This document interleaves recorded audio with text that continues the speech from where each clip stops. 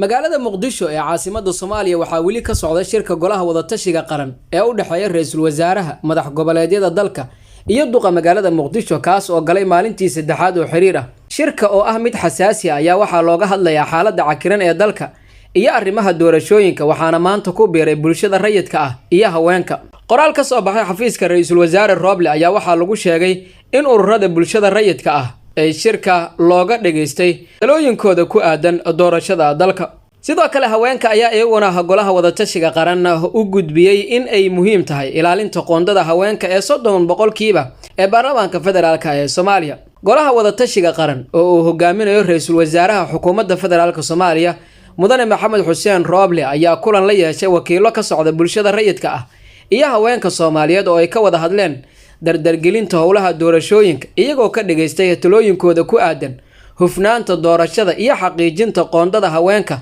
ee golaha shacabka ee baarlamaanka Soomaaliya ayaa lagu yiri qoraalka ka soo baxay xafiiska ra'iisul wasaare Maxamed Xuseen Roble. wada tashiga socda ayaa ah mid ballaaran waxaana shalay ku biiray xubnaha wakiilada beesha caalamka oo lagala hadlay taageeradooda ku aadan doorashooyinka Soomaaliya oo waqtigoodii dhaafay. waxaa kale oo shirka ka qayb galay xubnaha musharaxiinta mucaaradka oo miiska saaray tabashadooda sidoo kalena soo bandhigay sida loo sixi karo qaladaadka ka jira doorashooyinka Soomaaliya.